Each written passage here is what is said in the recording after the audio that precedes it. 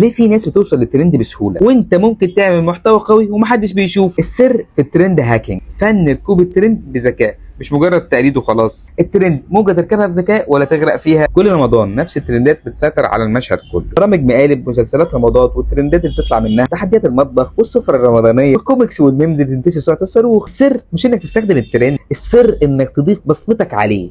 ازاي تستغل الترند صح؟ مش مجرد كوبي بيست، بيفتنج استراتيجي. خد الترند بس حوله لصالحك انت. بدل ما تعيد نشر مشهد من مسلسل ترند، حلله بذكاء وطلع منه درس للحياه او للبزنس. بدل ما تتكلم عن اعلان براند مشهور، حلل بقى ليه البراند ده بيستخدم الاسلوب ده من التسويق. نيوز جاكينج، الشركات بتستغل الترند لمصالحها هي. في رمضان شركات المشروبات بتروج لنفسها بفكره العطش اللي بعد الفطار. شركات التوصيل بقى بتستخدم ترند العزومات وتربطها بخدماتها. الدرس هنا خليك ذكي، الترند وسيله مش هدف. امتى بقى يكون الترند يكون مصيبه؟ تركب بقى ترند بعيد عن الجمهور خالص، خساره مصداقيتك اصلا. والمعادله اللي من دهب بقى ترند زائد التاتش بتاعك انت، انتشار قوي جدا. وتحدي النهارده بقى، ايه اكتر ترند انت شفته وكنت شايف انه كان ممكن يتوظف احسن من كده؟ برضه شاركني في الكومنتات لعلنا نستفيد. كل سنه طيبين، سلام.